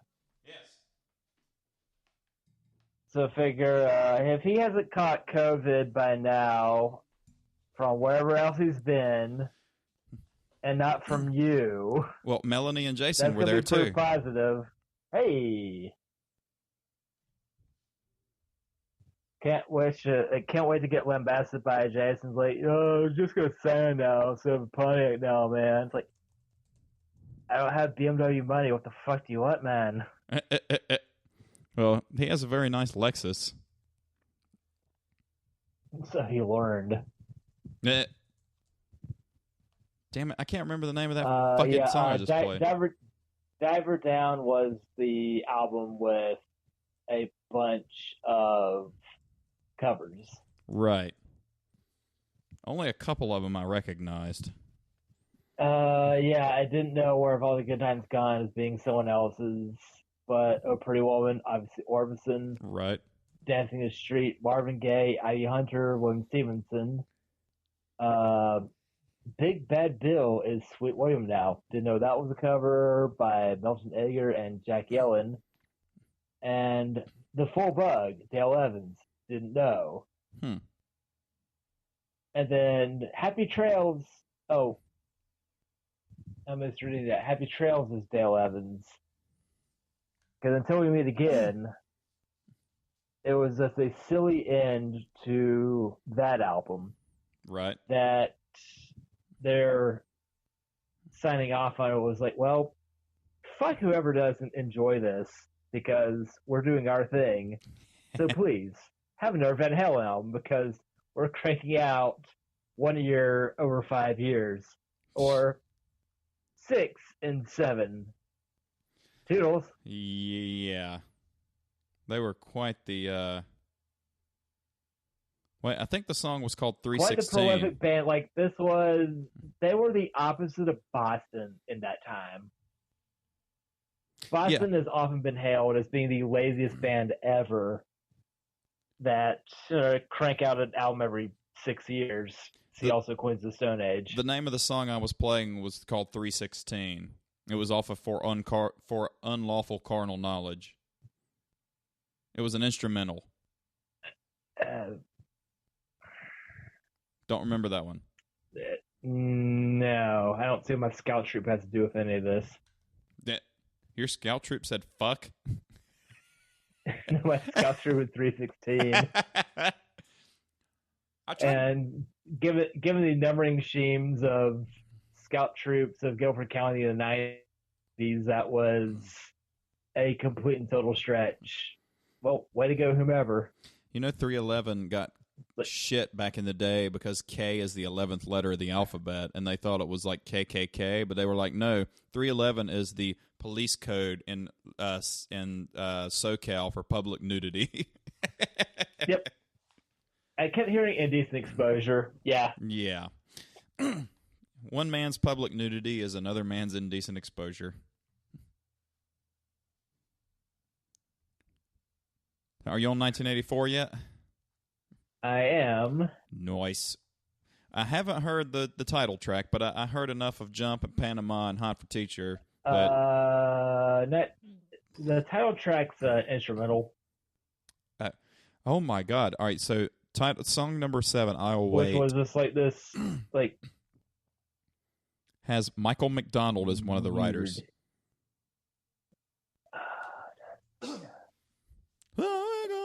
Like the Michael McDonald. Yeah, that Michael McDonald. Steve, I'm out of beer. I need another. Going to Panama. Shine on, shine on. Wait a minute. Go to bed, go to bed, go to bed. I'm home to teacher. Right now. Come on. I'm home to teacher. There's no tomorrow. Come on, it's everything. That's kind of perfect, actually. We should what they need to do is Michael McDonald and Fred Schneider need to do a duet cover album of songs.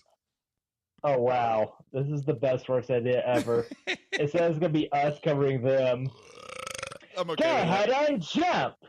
Might as well jump. He might as well jump. Goodbye, single listener. Drop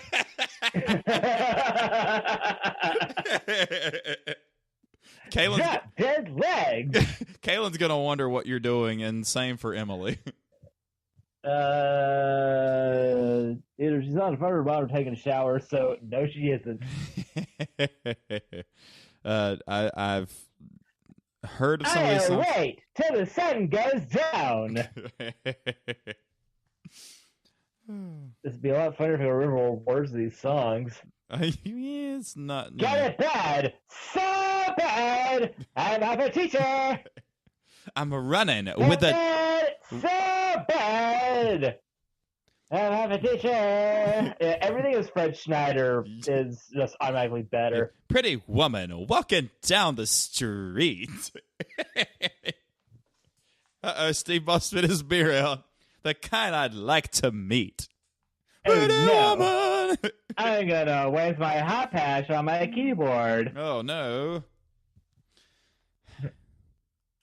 Oh Jesus Christ. My cheeks hurt.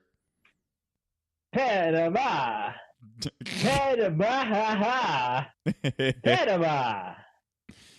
Well, onward to my new favorite energy drink, 5150. And first one with Van Hagar from Montrose. And also... And he can't drive 55 nor 65. And how about 105? Because I could do that. What? And 5150 was Eddie Van Halen's PV amp at the time. So he has one modeled after his sound. And it's the 5150 amp. And it's a great fucking amp. Getting kind of hungry. It's too bad you're not here for Mexican food, because I could totally do Mexican food. Yeah, I'm gonna have this over through homemade Italian food, a little chicken pancetta. Ooh. We got food here, but I don't want any of the food here.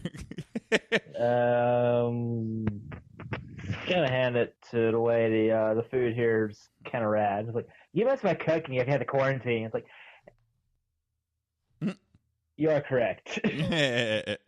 Well, we all know I didn't marry mine for her cooking prowess.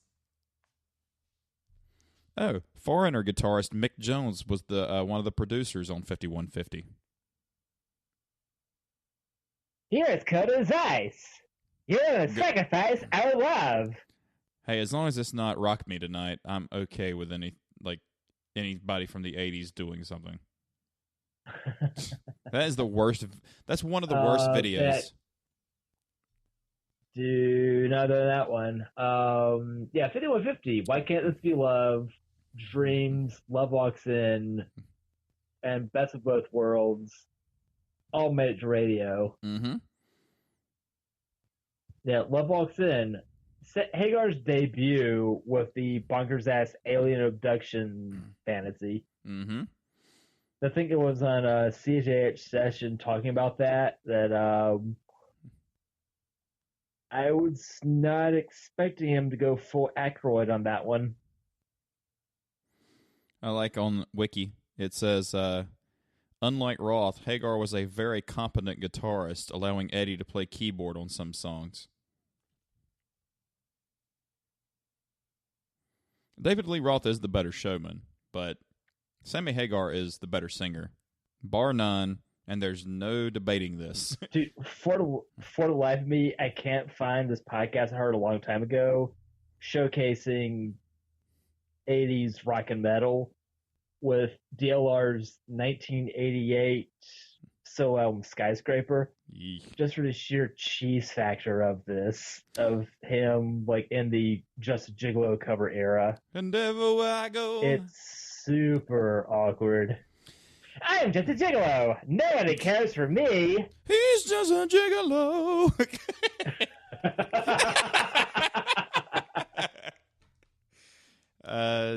Sammy Hagar now, though, looks like he could be Guy Fieri's uncle. Well, he always looked like Sarah Jessica Parker. Flattery to neither. Oh, no. I would much rather fuck him than Sarah Jessica Parker.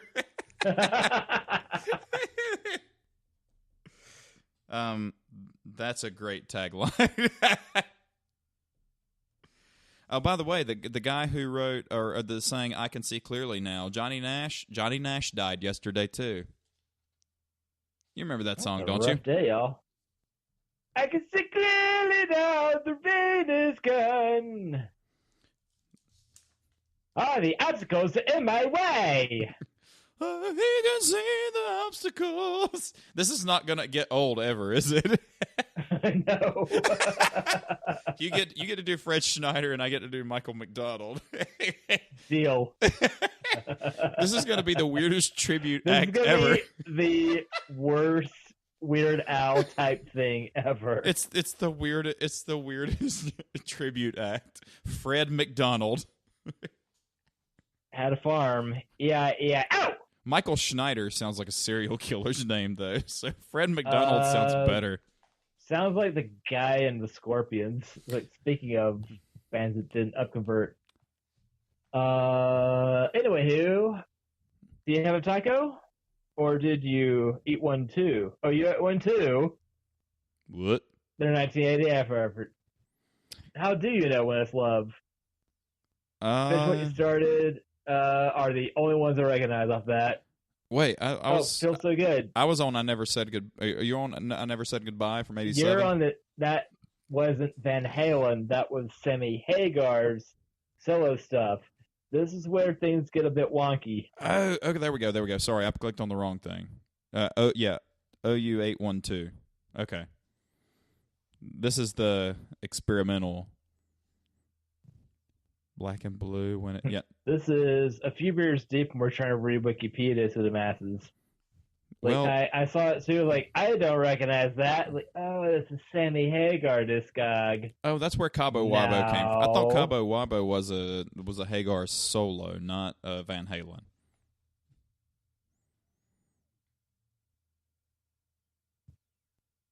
Interesting.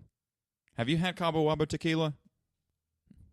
Don't think so. I was looking for Ron White's tequila yesterday, and I did not find it. It's called Number One. Number One! Yeah. That's awesome. Yeah. I couldn't find it. Did I tell you what the guy at the ABC store said when Karin bought a bottle of the Rocks tequila? No. Good luck. Huh. But you're a fair weather tequila fan on your best day. So Yeah, tequila is not my thing. We can't be Colin. I like tequila. I like the what is it I Espolón? am a bigger fan of the song by the Champs, Tequila. I know all the Plus, words. I know all the words. Uh-huh. Na na na na na na na na. What year did that come out? Without looking it up, it's got to be '70s, right? I'm gonna say 58. Are you gonna you look it up? I'm Now, yeah, I've got a full strength computer. I've got to go get another beer. I don't know what to get. And Yeah, I do. I'm getting a beer. Keep talking. I can hear you. I can't see you, but I can hear you. fantastic. Oh, snap. I was right. I swear I haven't looked this up prior, but yeah. Single by the Champs from the album Go Champs Go from 1958. Tell them Large March sent you. Oh, no. I'm drinking one of the dead Anyway, guys. oh, snap. You gonna get another booze? I'm going to be Arby's. Okay. Pee or beer? Luckily, the plumbing's right behind me. Nice. Steve is still remote per his fiance's request, and that's it's understandable. It's frustrating that all this is going on, but it is what it is. So we are still doing episodes. We're going to do a couple of on-premise. I'm looking at Noda. I'm looking at Saucer. I'd like to do the one at I would like to do the first one like on location at Saucer first, only because that's kind of the birthplace of Steve and my friendship, and it's where I met my wife. It's where we had our first date. So that would be the first place I'd kind of like to be the genesis of the on location. I'd like to grow the show a little bit more. We've been doing really well on it. It's just a weird time for everyone. I have to keep reminding myself that this is not a normal time for anything. Music slowed down, entertainment slowed down. Theater acts, comedians, musicians, just Broadway acts. Everybody who's in the entertainment industry is just slowed down. And I get frustrated when people say, well, you should have gone to school for this or that. I'm like, well, everyone's not really made out to be a doctor or lawyer or a teacher or anything like that. You should follow your passion and all that good shit. And Steve's back. What you got, Steve? What kind of booze? Oh, can you hear me? He can't hear me. Can you hear me now? Yep. I'm drinking one of the dead guys, but I'm going to save one of the cans to design the new thingy for you because you're the better. All right, to say you're the better artist than I am is kind of like saying, I don't know, man. It's been a long fucking day. I got up at 4 o'clock. Thing is, you say artist, the immediate thought is visual artist instead of musical artist. You're the better sculptural artist. You're the better drawer and probably painter. I really hate painting in all forms. I love painting rooms, but that's all one color. Like, if you give me something Bob Rossi, it's going to look like a retarded blind child with arthritis did it. Sometimes the trees aren't so happy. Sometimes they're not. I love the dead guy logo. Yeah, I really enjoy drawing stuff. So, what is the whole shebang about this dead guy draw stuff thing? I don't know. Like, I had the. All right, give me a second. I'm gonna. I don't want to fuck it up, and I want to tell you the right thing. I think I have the 6-pack cardboard in my little trash can right there. So keep the people entertained, Steve. Well, once you know, the Red Dead guy is a mock brought to you by the Road Brewery Company of Oregon. Oregon always sounded like some sort of shape to me and not the rectangle that the state itself is. Therefore, I'm a bit confused. What? Do you have a triangle, a rectangle, an octagon, a hexagon, an Oregon? Come on, guys. Who's naming these states anyway? Carolinas? All right. Couple little sisters between sisters Virginia and Georgia. And what did Delaware? New Jersey. Steve, this will be the easiest episode for me ever to edit because your vocal is the same volume all the way through because of the medium we're going through, and I don't have to turn up or down anything you've done. So what you're saying is the secret to this whole thing is a bad Wi-Fi connection and a $4 pair of earbuds from Ollie's. Well, okay, so you really have to try to fuck it up over that connection. In person, you get so comfy that you drift away from the microphone. You should. I'm going to take a picture of this afterwards. Yeah, here for what it's worth, I can reach my router while still sitting. Nice. So that won't hurt. Here's the can. Oh. There's the back of the can. All right. So the can says Rogue Dead Guy Ale, same great Dead Guy Ale, limited edition, quote, paint the can dead, unquote, art contest. Use this blank can as a canvas to create your own original Dead Guy-inspired can art or a digital rendering. Win $1,500 cash and a trip to Portland, Oregon for the ultimate Rogue experience. Submit your creation by tagging an image of the contest can art on social media with a hashtag PaintTheCanDeadContest or upload it on deadguycontest.com. And as soon as I saw this, I was like, "Well, that's Steve. That's definitely Steve." So there was a 6-pack, and 2 of the cans are blank, and then the other 4 are regular Rogue Dead Guy cans. So we're gonna save those, and you're gonna draw both of them because I can't draw worth a fuck. So that's for you. I got one for left hand, one for right hand. Neat.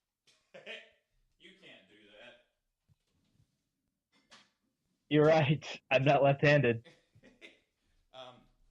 I can write legibly left-handed, but not neatly. But yeah, I can write legibly and not concise, not tiny. I hope you can read this because I had a stroke. I used to win back in my high school days in basketball when we would play horse. I would beat everyone because I would just shoot left-handed the whole time because I could shoot basketball left or right-handed. So I would just like shoot opposite-handed every time. You're amphibious. Something like that. My buddy Ryan Thorpe, shout out to Mr. Thorpe. He needs to be on this show. He is awesome. He is humongous. He's 6'5". But the thing is, my arms are so long. We would stand side by side and reach up, and our hands would be together. I could high five him standing still. Because my arms are so long.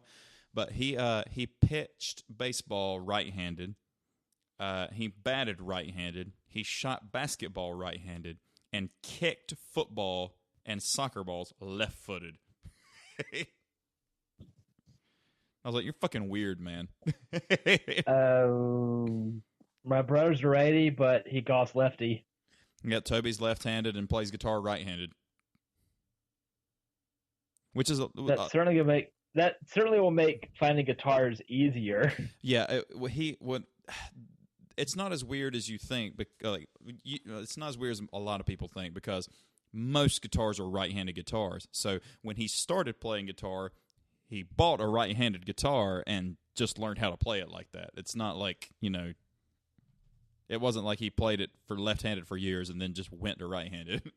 Whereas Jimi Hendrix, for what it's worth, but guitaring takes both hands. It's just they're doing different things, but that doesn't seem so far-fetched. Like, all right, you're fretting with one and strumming with the other. Like Mm-hmm. you, in time you could probably figure out how to do that. You ever seen Michelangelo Badio play guitar?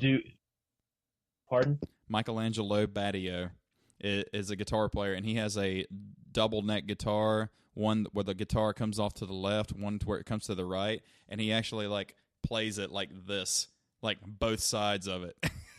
What in the It's a completely useless skill, but it's actually quite cool to look at.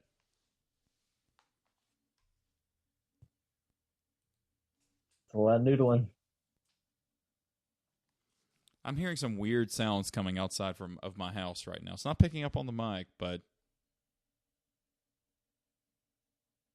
Joe's selling the house next door, and sometimes I'll hear weird noises coming out of there.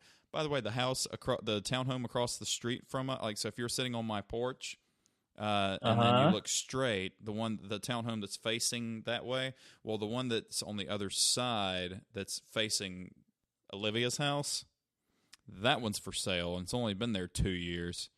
$335. What? Yeah, this is when I feel super worthless and unable to get up in life, that housing's too expensive, kids are too expensive, life's too expensive. My house is falling apart, and I can't rent anything this big for $1,200 a month ever. Well, here's never the mind good how news. shitty this house is. Here's the good news. You don't want kids, and you don't own that house. So, yeah, there is that. And they have a lot of first-time homebuyer credits. So, there is that. That's how I got the first house. And having roommates. Yeah. That helped. I'd be eating dust So sandwiches. like I said, as much as I sometimes enjoy my job, I physically and financially cannot afford to work in my current steady condition. If everybody has a battle, though. My semi-permanent headache, my eyes are burning, and my knees are going to fall off following my back. It's not good. It could always be worse. I could have been unemployed for 6 months. I am on Fuck Steve from 91. Ah, yes. The Van Halen gar. The song Pound Cake was played where Eddie was playing his guitar with an electric drill. So that's how they did that, because it sounds so rad. Yeah, he played it with like an attachment on an electric drill. And of course, I've only heard Pound Cake right now, and 316 is on there, which I told you about, which you need to listen to. It's a very pretty. It's on. Drawing a blank on that. I recall Runaround. But don't give me the runaround, because it's a No. surefire way to speed Top of things the up. world. Got the blues. They're traveling. That's a great album name. But it didn't get very good on Rolling Stone. 2 out of 5 stars. But Ultimate Guitar gave it 4.5. Rolling Stone really didn't care for a lot of these, and they got their times. Ultimate Guitar, which is where I get my music, how to play shit from. They gave it 4.5 stars. Pound Cake. I like Pound Cake. Moving on. There's Live right here, right now, from 93. Somewhere I have a copy of that. No shit. Because you haven't lived until you play that in a minivan. I've only had one minivan. Did your parents ever have a minivan?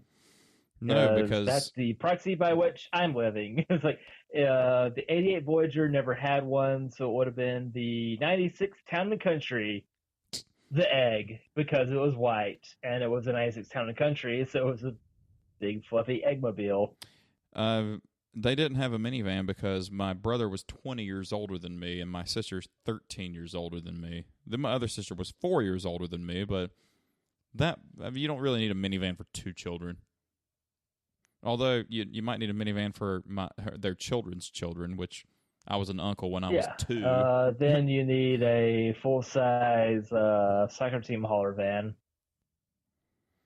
Well, the live right here, right now, the album cover was taken in June of '88 after an F1 tornado touchdown in Smyrna, Delaware. Where you have the Jesus statue in front of a house that's standing, and next door is something's been toppled. It looks like it. It looks like an external garage. Well, let's face it, my garage might as well be external since it's in connection with some extension of the house, but you cannot access the interior of the garage through the interior of the house. Yeah, among this place's many quirks and features. Balance is the next one, and I don't recognize any song on Balance. Big Fat Money where it's at. Can't Stop Loving You and Don't Tell Me What Love Can Do were the two big radio hits off that. But I'm going to say Big Fat Money is the best song on it, followed by Aftershock. Okay. Which one was Humans Being just on okay. Twister? Yeah, that would have been concurrent with about Balance's release. Yeah, it was 95. Twister came out in yeah. 95. 95, 96. And then that appeared on the following year's Best of - Volume 1. Nah. Let's see, dude. Looking through the track list, like, I'm not going to besmirch any of these except for Me Wise Magic, because what the fuck is that song? Yeah, Humans Being was on it. But yeah, it's like it's best of, like, you made up the song just because you had a new album out, dude. No, don't do that. Then you have Video Hits Volume 1.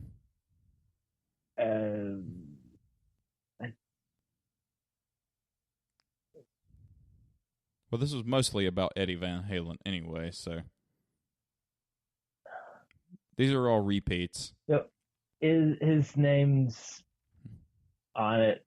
This is gonna live on as a YouTube playlist, I'm sure. Although I will say Van Halen 3's album cover was pretty awesome.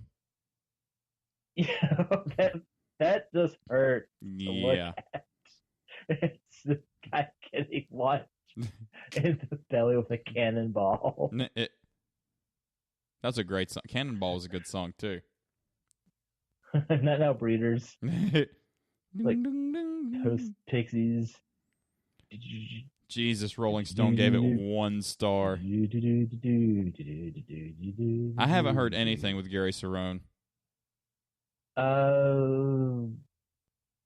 Fire in the Hole appeared on a movie of the time.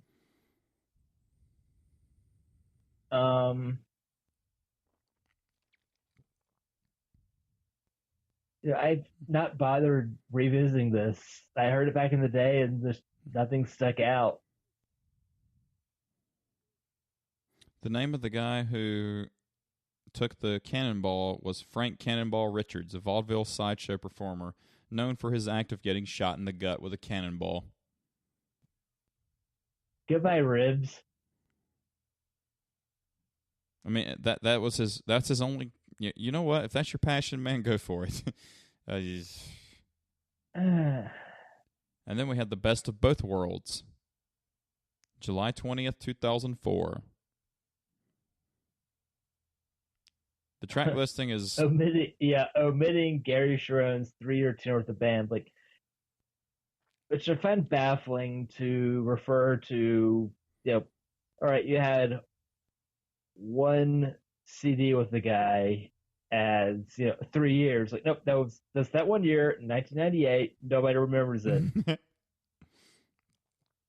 No, like, if it's gonna be extreme, it's gonna be more to words, or the Bill and Ted song.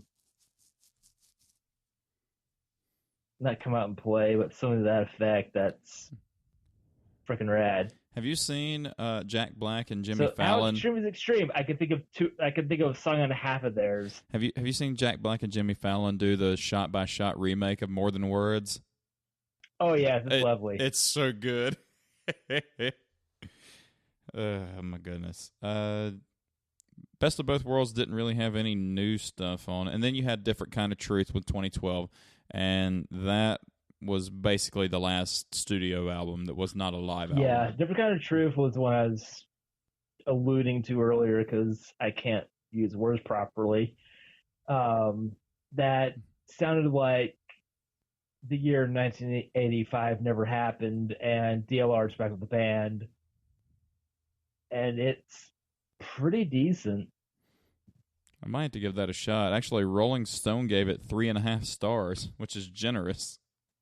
Rolling Stone has been unkind to a lot of these albums. Yes. I didn't think it'd been that long ago that came out, but yeah, it's still quite good. Yeah. Well, we've been going 2 hours. That's all for Van Halen. So, well, we did a bunch of car shit, and I can't find the entire answers I'm looking for on the 86 BRZ twins and their new iterations, so it's okay. I'm going to be about 2 hours. You called it. All right. Well, you want to do 72 next week on chat or in person? Or die trying, sure. Okie dokie. Well, he's Steve. And he's AJ. And we're CBG Pod. See you in 72. Scene? Bye-bye, Van Halen heads, and whoever you're listening to this week. Later.